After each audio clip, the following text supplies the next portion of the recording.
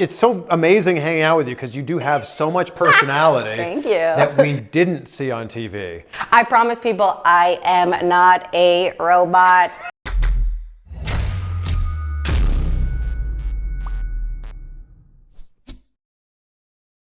Were we dancing here? We're dancing. All right. I like to dance. I like to have a good time. Oh, well, welcome to my house. Thank you. Your gorgeous house. Well, thank you. I've actually never done an interview here, so yeah. I'm the first. You're the first. I'm honored. This is the first that, you know, people are getting a look inside my house. Yeah.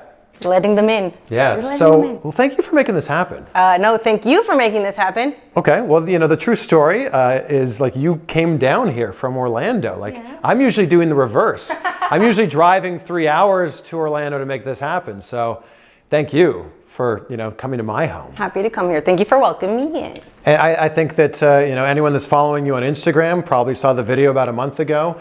You're officially not with WWE anymore. Yes, that is correct. Fortunately, we have parted ways. How are you feeling about this? I actually feel really good.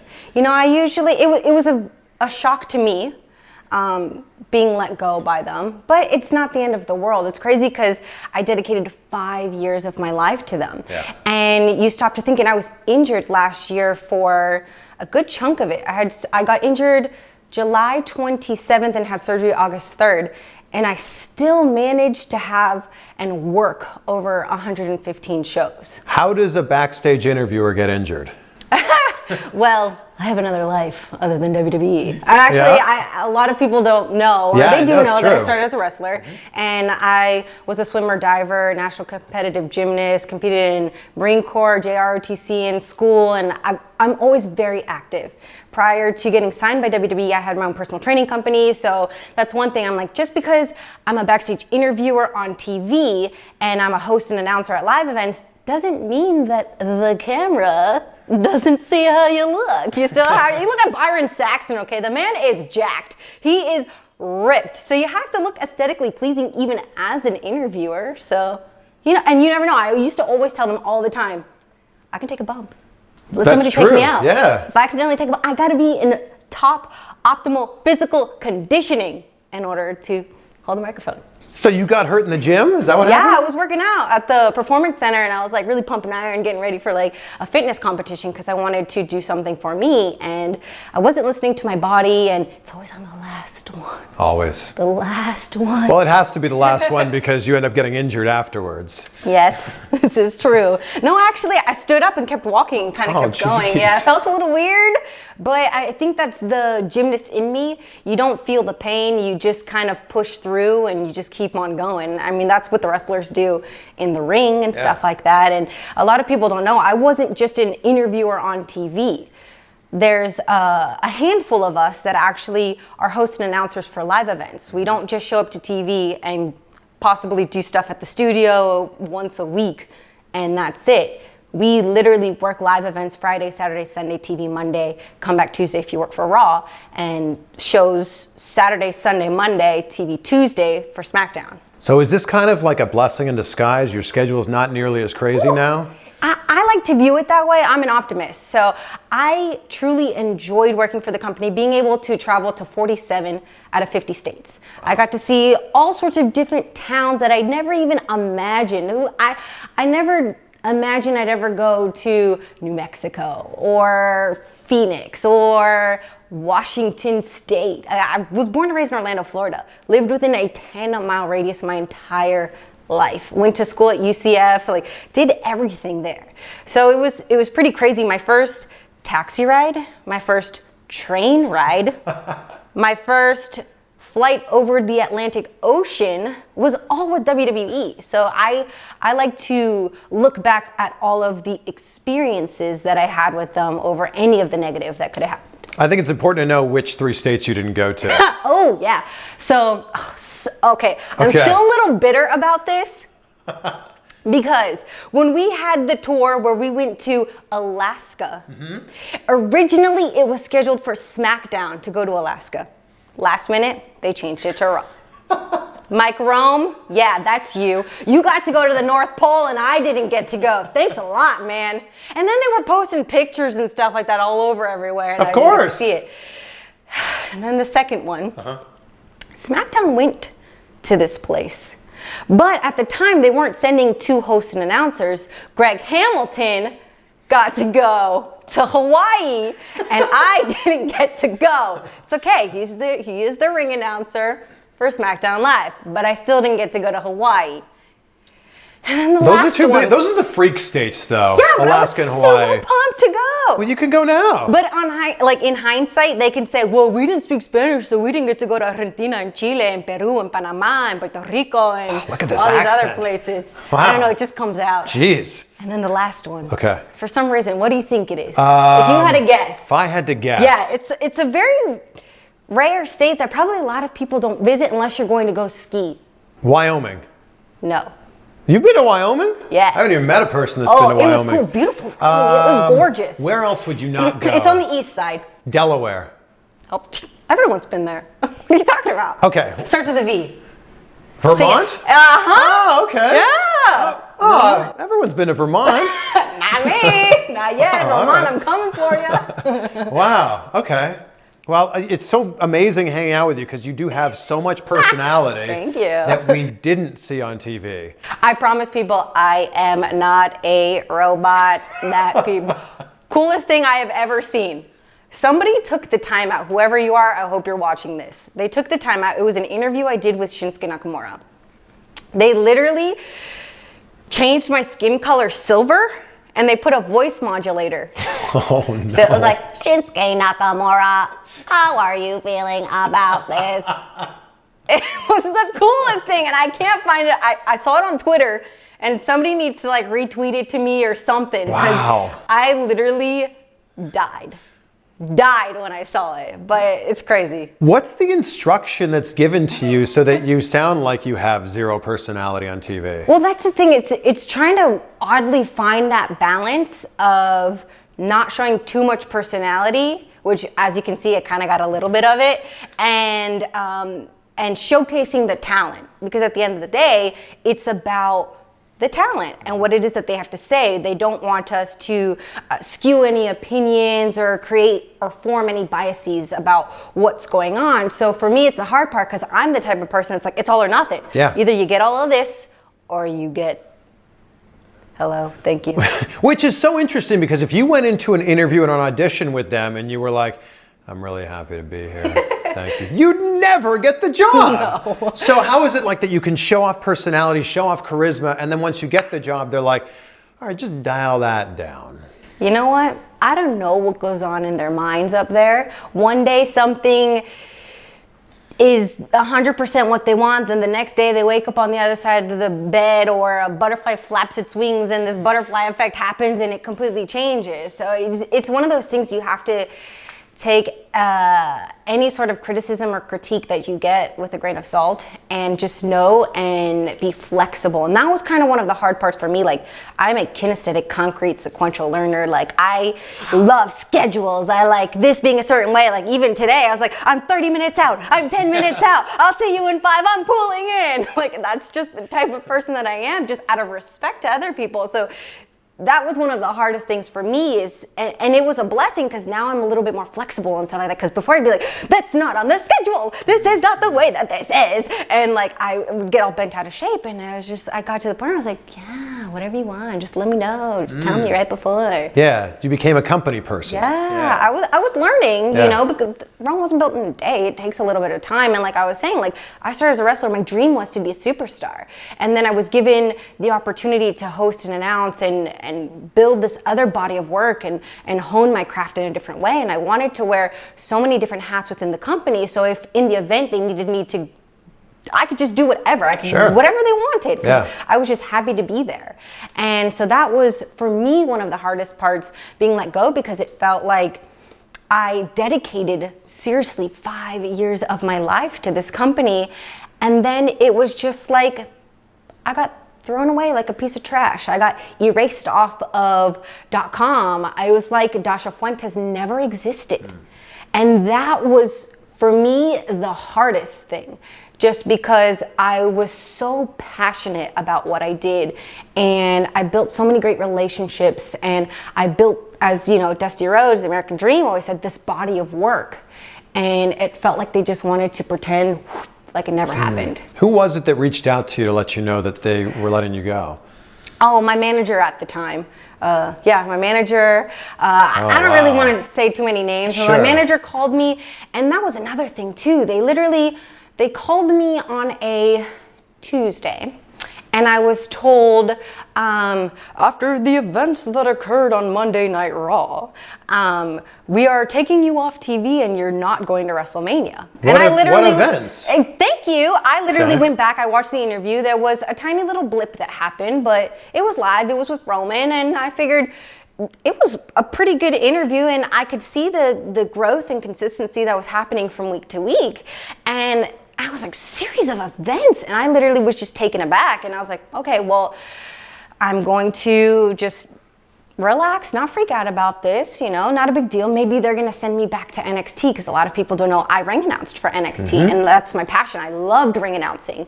And so I was like, okay, no big deal. I'll have a week to relax. And I was told, you'll be called next week, and we'll figure out the game plan of what's going on. Well, the following Monday after Mania, I got a phone call, literally lasted like a minute and a half. And they just called me and said, we're letting you go. Wow. And I was like, all right, well, thanks for 5 years. Yeah. That's it. Yeah. That's it. And you're not the first person to tell me a story like that. And it's crazy how just when they're done, they're done. Yeah. And no hard feelings at all.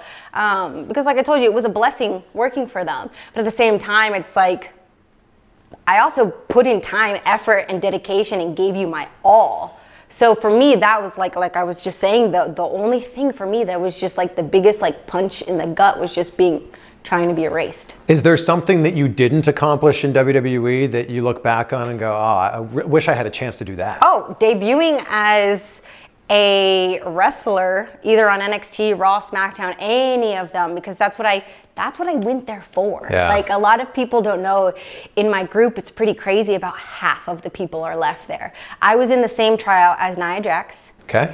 And Dash Wilder.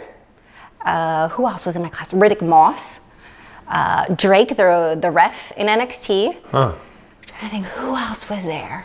In our orientation session, Finn Balor was there, but he didn't start till a couple months after, but he was in orientation. So it was pretty crazy to think, out of my tryout, which happened December 12th, 13, 14 of 2013, they selected 4 females and only 2 were left. And it was Nia Jax and I. Wow. And then crazy thing is Sarah Stock, Dark Angel, as a lot of people know her in the indies, she was in our tryout. She actually had a match in our tryout. She didn't get signed, unfortunately, but then she came back as an agent 2 or 3 years later. Yeah. So it was like weird full circle kind of about that. So how did you find out about the tryout? Had you been working indie shows? Had you been training at all? No. So a lot of people won't like how I used to watch wrestling and stuff like that casually as a fan during the Attitude Era. My mom is extremely conservative, so I wasn't allowed to watch any of that. Same here. But we'd play hooky from church, and we'd watch like reruns with my dad and stuff like that, and we'd pretend we'd have like Sunday Night SmackDown, and like I was watching Total Divas one day, and I always wanted a profession where I could be physically fit and active. I could be a positive role model to both men, women, children of all ages, and WWE was just there. So I actually was working out at the gym one day, and I saw a gentleman who I knew was a pro wrestler in the indies, and I asked him, Chasen. Oh, I know Chasen. Chasen, yeah. And I asked him, hey, Chasen, what does it take to be a wrestler or, work for WWE? And he's like, well, go to WWErecruit.com, sign up a profile. He goes, no offense. He goes, it might be a little easier for girls. And he was brutally honest. It was great. He was like, no offense. It might be easier for girls, especially good looking ones like you. Not that he sounds like this, but I don't know why I'm doing that's a good guy impression though. But just upload your profile, put your pictures and this and that. Now I went totally hood. Just keep going, And so I did that. And I uploaded my profile, added my pictures, and I had a pretty impressive resume. I went to college, got my bachelor's degree, and competed in molecular biology and microbiology. And, of course, as one does. And then I played all sorts of sports, and I competed in pageants in the Miss America system to fund my undergraduate education. And so I had a pretty good looking profile. Plus, I lived in Orlando already, so they didn't have to fly me in. And it was funny because I remember submitting it in August, the profile with all the pictures. I think they wanted like, full body picture, headshot, and whatever it was, a couple paragraphs of why you want to be a wrestler. Superstar. Yeah. My apologies, yes. Yeah, why you want to be a superstar? My apologies, yes. They are superstars, sports entertainers, not wrestlers. Unless you work for AEW. And they are professional wrestlers, right? Yeah, this is true. And so I uploaded that, and it was funny because my now husband, but my boyfriend at the time, he was like, hey, did you ever hear anything back from WWE? Does he have the same guy voice as Jason? Yeah, they all do. Yeah. Gabe's like, hi, I'm happy to be here. Maybe not that deep, I don't know. But he was like, did you ever hear anything back from them? And like, he works in business in the industry, and I just remember him, like, he went on like super defensive mode. He's like, me as a manager, as somebody who works in this field, that would be silly. Like, obviously, he didn't use those choice words. I just don't like to curse. He was like, they would be silly if they didn't even give you a chance. It's not like they have to fly you in. They don't have to pay you. Like, I'm just looking at this from a business standpoint, and you will be a good person to bring in. And I was like, you're right. Thanks, hon. And I kid you not, it's like we put it in the universe. Mm-hmm. And I got a email from Canyon Seaman like 2 days after he had mentioned this in August, and he was like, oh, we'd like to invite you to audition. Please respond to this if you would like to. He has a different voice, yeah. He's a little more, Canyon, I don't know if you've ever met him. He's like 6'5", and he's very tall and very stoic. He played volleyball. And it was funny because I go to Jason, I was like, Jason, you ever heard this dude named Canyon Seaman? And he was like, yeah, he's legit. And I was like, okay, because you never know these days if random people. I trust nobody. And so I responded back, and then December 12, 13, 14, we did it. And that was your first time ever getting in a ring? Yeah, pretty much. Wow, you should have been like, hey, Chasen, I'm going to have this tryout. Well, I did. I like ran the ropes like once or twice. Which is way more painful than people realize. Tell me about it. I trained for a couple months, and like the first time you hit the ropes, you're like, I mean, you're being super dramatic. It's not that much. It hurt. You wake up the next day and you have a giant boys don't have the same pain tolerance as females do. Oh, okay. Yeah. Well, you're right. We can't have children. Well, we did. It was funny because like the first 2 months that I trained, I literally had, because the top rope and the middle rope, no, not the top rope, sorry. The bottom rope and the middle rope, I'm vertically challenged. They hit me right in between my shoulder blades, and then my glutes in the back. So it was funny because I showed my sister, I'm like, yeah, check this out. It's like black and purple. And like, literally like a meat tenderizer. Somebody was like hitting me, and she's like, what are they doing to you? You need to stop that. You can't do this anymore. I'm like, man, it's cool, but everyone says it toughens up after a while. And it did. But side shuffles, the arches of my feet, like the hardcore training drills that we did, like the hamburg rolls, like that's my jam. Like I'm an athlete. I loved every minute of being in the ring. Does this mean we'll see you get back into the ring? I hope so, but I'm still recovering from my Achilles rupture. I did quite a number on that. I had a complete oblique tear. So I literally the doctor said not to be graphic, but he's like, when you take a piece of chicken and you kind of like pull it apart, he's like, you did that on multiple levels, but just like oblique from like I went big. Then I went home because you had to. I went big, and that's how it's always been. And literally, he's like, I had to repair that thing. Like, yeah, really. Well, so if that all heals up, and in a perfect world, would you like to get back in the ring? Oh, I would love to. I'm not a spring chicken anymore, so I probably couldn't do the whole every single weekend, but I would love to have, some matches here and there. So what is your persona in the ring, and what's your finishing move? Ooh, has to be something aerial. I was a gymnast. I'd be like a luchadora. I remember when we were in NXT, I used to joke around with Kalisto all the time because we're actually the same height and kind of have similar body types. I was like, you're Kalisto, and I am your twin sister, Kalista. So you didn't get to a point in training where you had signature moves or a finisher? I did not know. I had couple matches, and it's crazy that my last match was actually on my birthday at a PC show 3 years ago. So and then who was it in and the it was a tag match. It was Nia Jax, who actually was in the process of getting her name. The name like Mia Kai or something like that was tinkering. So that's what she was. And I don't know if people know what was Brittany's ring name? Devin Taylor. It was a tag match. It was Dasha and Carmella, and we were the baby faces, versus Mia Kai and Devin Taylor. And man, it was so funny because I got to watch it back and stuff like that, and silly rookie mistakes of like, man, I get a leg drop and I'm like selling my back around. Sure. And then I like get up too quickly and go in for the hot tag like too quickly. It was everyone that watches is like, for it being like one of your first matches, it wasn't bad. But I'm like, after now watching thousands of matches sitting ringside, because I was the ring announcer that didn't just like sit there. Like I would sit there and I'd get into it, and like I truly loved my job. And I figured as a ring announcer sitting ringside, I'm equally as a part of the show as, what is going on in the ring. And I feel like you could bring so much more to what's going on and make it seem more real if you're a part of it.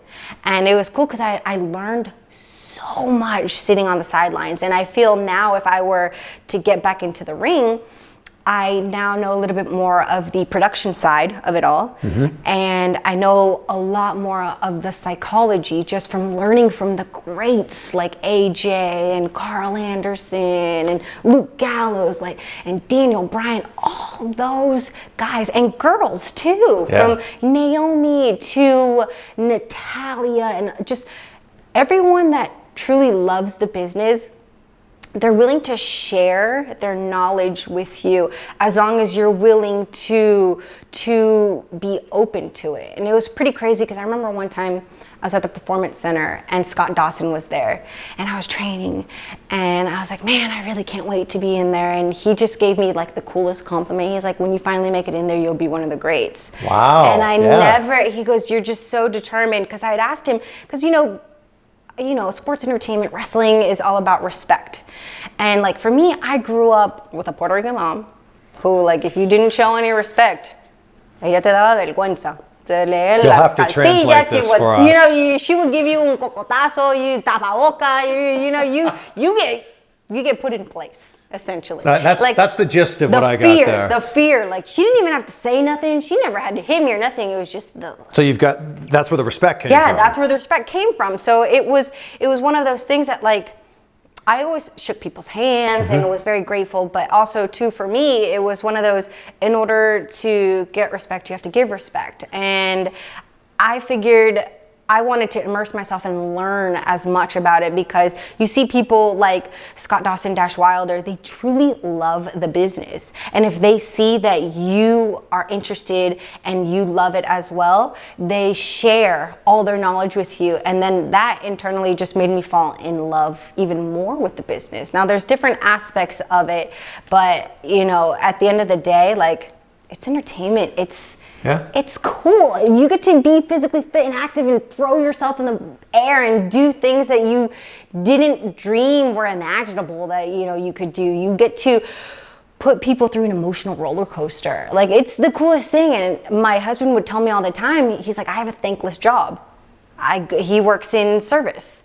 And he's like, people bring their cars in and they're angry, it's broken, they don't know what to do, and I get yelled at all day long. He's like, people pay to come see you. Yeah, you have management that's, harping on you to do certain stuff. He goes, but at the end of the day, people pay to see you. You guys put butts in seats and you give them an evening to forget whatever their problems are because they can just enjoy what's going on. And that is what I constantly reminded and told myself when I was tired of being on a European tour for 2 weeks or things like that. It's to treat every show like it's that one little kid all the way up in the balcony. It's their first show. Yeah. It's the only show they'll probably ever get to see in their life. And even though they only see you like a little ant down there, they're going to remember it forever. Yeah. So if it was your dream to wrestle, what was your reaction when you were told, we're going to take you out of the ring? We're still going to keep you employed, though. That's a whole nother story. So what happened was at the time, Lillian, I believe, had like knee surgery. Brandy, who many know as Eden, she got moved up, and JoJo, who trained in the ring as well, and then was ring announcer. And she was on top of it. She was covering a lot of SmackDown pre-taped, because at the time it wasn't live shows, and they needed somebody. And Greg Hamilton, who was the first host ring announcer, like started it, he knew me from training in the ring. And when I had gotten injured the first time, I ring announced because I was like, I don't want to be sitting here doing nothing. Utilize me. I want to do something. And I don't know if it was the pageants or whatever, being articulate or whatever the case was. He said, you have a great voice, you have a great personality. And he literally took me under his wing and taught me everything about hosting and announcing. So I told them, they're like, well, we need somebody, we'd rather have somebody transition internally than bring somebody from the outside who doesn't know the industry, because then they're stuck learning 30 years of history that can take a while. And so I was like, sure, no problem. I love to do this, but I still want to wrestle and I still want to train in the ring.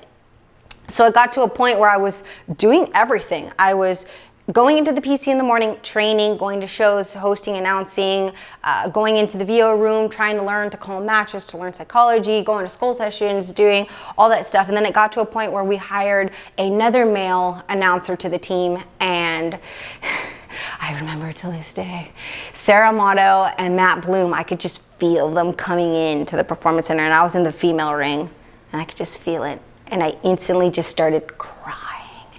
And they're like, why are you crying? I was like, because you're going to tell me I can't wrestle anymore and I can't train and this and that. They're like, how did you know? And I was like, I could just feel it. I could feel it. And I was so disappointed. And it wasn't tears of sadness. It was out of anger and frustration, because I felt like I never got to show what it was that I could do in the ring. And man, I'll never forget that day. It was about 2 3/4 years ago. Yeah. And I was like, they literally brought me to like the center ring for anyone that's been at the Performance Center. The female ring was like next to the cages, and then there's like the elite ring, which is like Terry Taylor's class was at the time in the center ring, and they brought me over and they were talking to me, and I was like, no, I don't want to go over there. I know why you're going to call me over there. So it was tough. I was like, and then I remember one time we had like a host announcer bumping seminar, and they purposely didn't tell me about it because they already knew I could bump. I was like, come on, y'all. Like, I would love to. And I showed up anyhow. Yeah. It was awesome. It was great. They're like, we already know you can do this. I'm like, then let me do it. So was it at this point that they gave you the name Dasha Fuentes? Because I have a friend who was there, and they basically gave him a list and said, here are approved. Yeah, I came up. They actually told me, come up with, I had already been tinkering with names when I was wrestling and stuff like that. And I came up with a list of, I think about 10 names, and Dasha Fuentes was on the top because, I mean, my maiden last name was Gonzalez, and then my married last name is Corrette.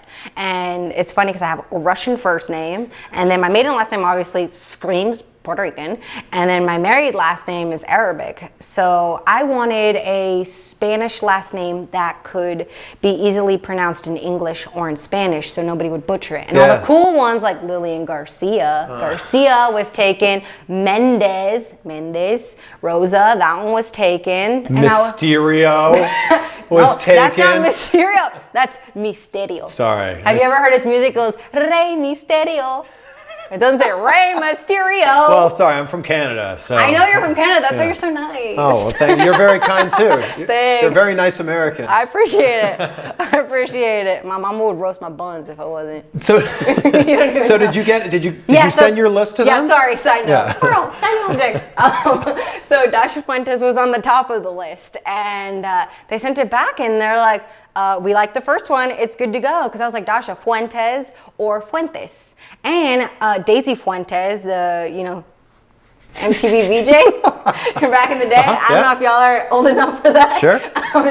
I was like, I like her. Yeah. I think she's Cuban descent, but same thing. We're all family. We're Latinos. And that's where Fuentes came from. Well, good, because a lot of the backstage interviewers have the first name, last name. Yeah. Which is, I know that Vince is a big fan of that.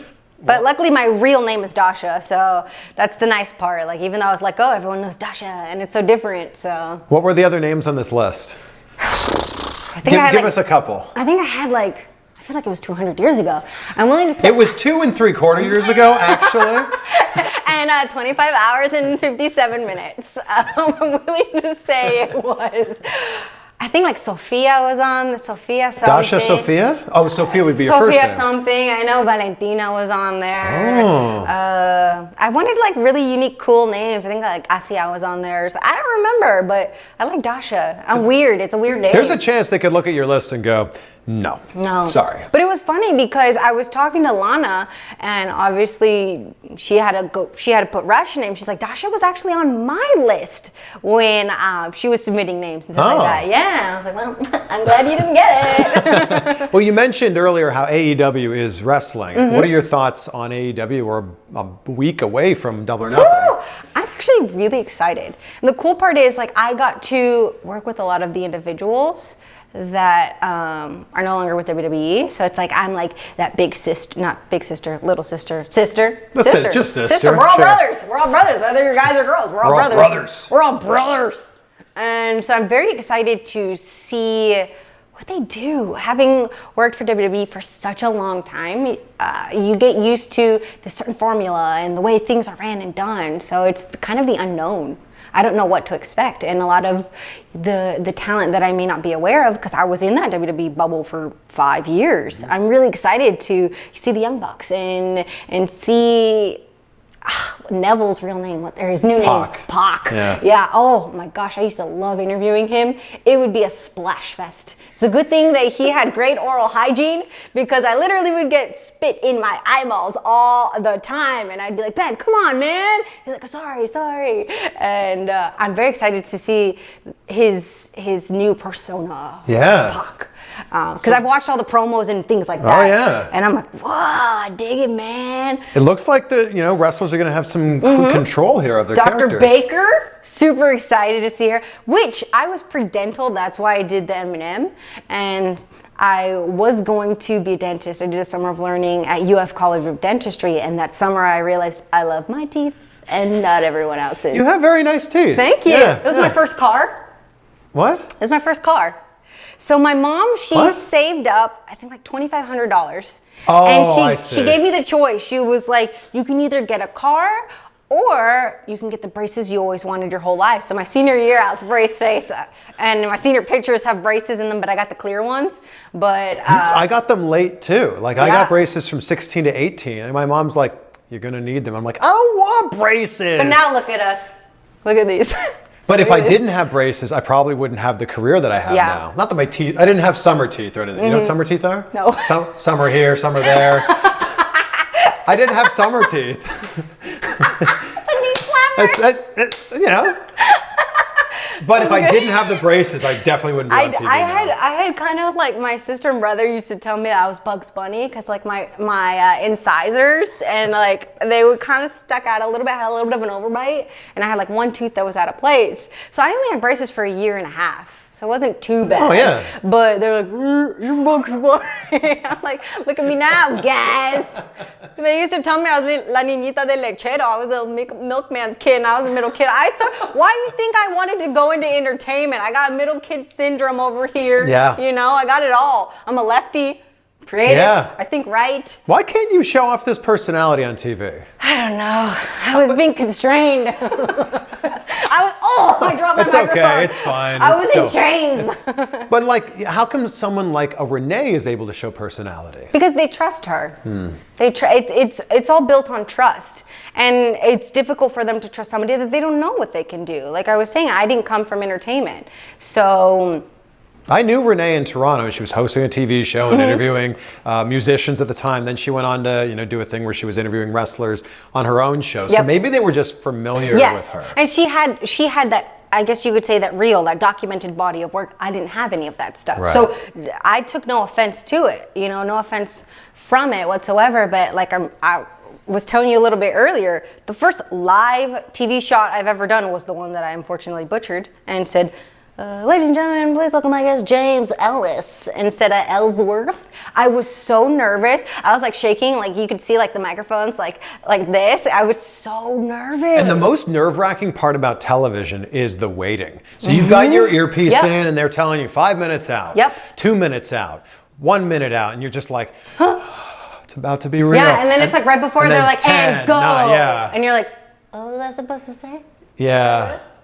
Oh my gosh, it was so nerve-wracking. And it was just like, sometimes I would get into my head too much. And for some reason, that earpiece, I wish I could just rip it out sometimes, because sometimes the comms would be off and you could hear the chatter that's going on. You're like, okay, well, I'm trying to like remember these lines I'm supposed to say and do this and that and have this expression and not hold the mic like in their face or like down here or wherever it was. And I think people think that you're just going in with an idea of what you're going to ask them. You've got an actual script. And you have to until they can trust you, you better go by what's on that script. It's written, it's been cleared. You better not go off path. You better not say one word, comma, punctuation incorrectly. And that was terrifying for me, unfortunately. And I started getting a little bit more comfortable, but I was kind of in that balance of like, okay, well, sometimes we can't trust her, it's inconsistent, it's this and that. But it's like, in order to get better at it is doing it, being thrown to the wolves. Maybe we could tailor the words a little bit differently or something like that. And my husband would joke around with me. He's like, your level of vocabulary is completely different from what is being written for you. So when you're trying to remember, and I understand, like, I'm playing this character, I have to do this, but I was playing the part of a journalist and I needed to work on that one. Does every interview have to start with, ladies and gentlemen, my guest at this time? That was one of the cool things that I can tell you that they were trying to change.